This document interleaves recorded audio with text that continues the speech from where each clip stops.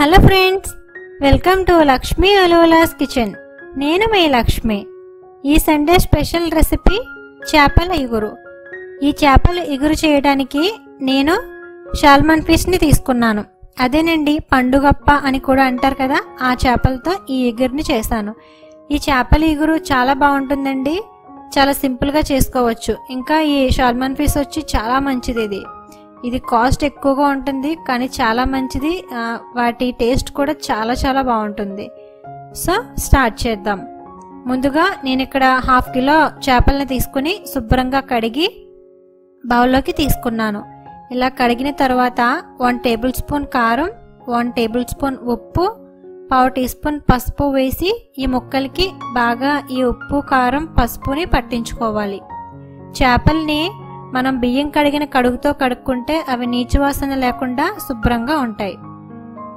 ఇలా కలిపిన తర్వాత వాటిని పక్కన ఉంచుకుని స్టవ్ ఆన్ చేసి ప్యాన్ పెట్టుకోవాలి. ఇందులో 1/2 కప్పు ఆయిల్ వేసుకుని 1 ఆనియన్ని ఇలా చిన్నగా ముక్కలు తరుక్కుని వేసుకోవాలి. హై ఫ్లేమ్లో ఉంచుకుని వేయించుకోవాలి. ఇలా ఆనియన్స్ కొంచెం వేగిన తర్వాత లైట్గా ఫ్రై అవుతాయి కదా, ఇలా వేగిన తర్వాత 2 ఆనియన్స్ని పేస్ట్ కూడా చేసుకోవాలి. ఇలా ఆనియన్స్ పీసెస్ వేసుకుని అలాగే పేస్ట్ కూడా చేసుకుంటే ఆ కర్రీ గ్రేవీ చాలా బాగుంటుంది.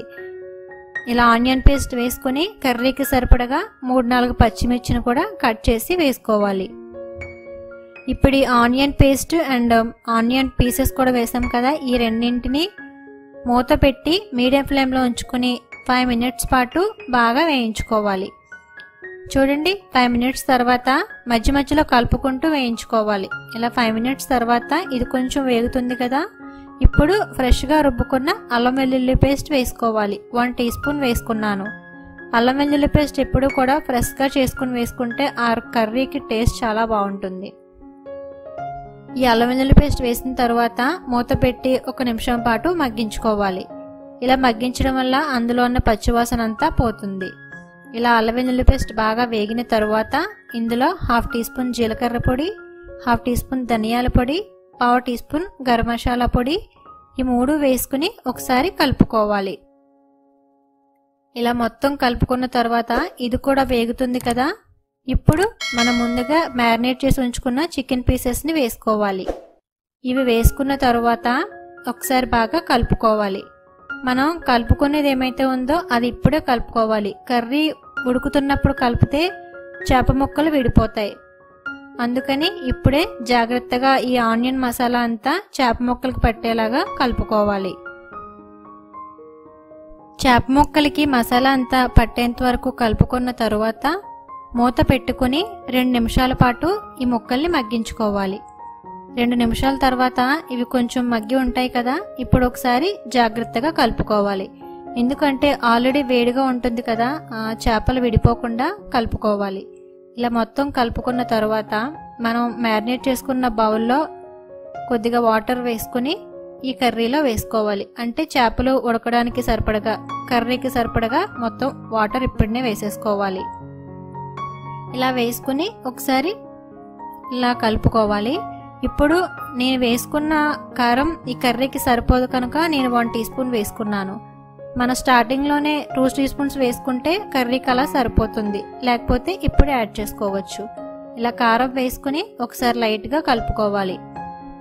ఇప్పుడు మూత పెట్టి హై ఫ్లేమ్లో 2 నిమిషాలు ఉడికిన తర్వాత ఇలా కూర ఉడుకుతూ ఉంటుంది కదా, ఇప్పుడు మీడియం ఫ్లేమ్లో ఉంచుకొని గరిటె పెట్టకుండా వీడియోలో చూపించినట్లుగా ప్యాన్ని ఇలా తిప్పుకోవాలి. ఇలా తిప్పుకోవడం వల్ల చేప ముక్కలు విరిగిపోకుండా బాగా వస్తాయి. ఇప్పుడు మూత పెట్టుకుని 3-5 నిమిషాల పాటు మీడియం ఫ్లేమ్లో ఉంచుకుని ఉడికించుకోవాలి. 5 నిమిషాల తర్వాత వాటర్ ఇంకిపోయి కర్రీ కొంచెం దగ్గర పడుతుంది. ఈ టైంలో కొద్దిగా కొత్తిమీర వేసుకుని ఒకసారి మళ్ళీ అలాగే గరిటె పెట్టకుండా ఇలా కలుపుకుంటూ ఉండాలి. ఇలా కలుపుకున్న తర్వాత మూత పెట్టుకుని ఇంకొంచెం వాటర్ ఉన్నాయి కదా, అవి కూడా దగ్గర పడేంత వరకు 2 నిమిషాల పాటు ఉడికించుకోవాలి. 2 నిమిషాల తర్వాత మూత తీసుకుని చూస్తే కర్రీ దగ్గర పడిపోతుంది. ఏమైనా కొద్దిగా వాటర్ ఉంటే హై ఫ్లేమ్లో పెట్టుకుని 1 నిమిషం పాటు ఉంచితే సరిపోతుంది. ఇప్పుడు స్టవ్ ఆఫ్ చేసుకుని సర్వ్ చేసుకోవడమే. అంతేనండి, చేపల ఇగురు రెడీ. చాలా సింపుల్గా ఉంది కదా. మీరు కూడా ట్రై చేసి మీకు ఎలా వచ్చిందో నాకు కామెంట్లో చెప్పండి. ఈ వీడియో కనుక మీకు నచ్చినట్లయితే లైక్ చేయండి, మీ ఫ్రెండ్స్కి రిలేటివ్స్కి షేర్ చేయండి.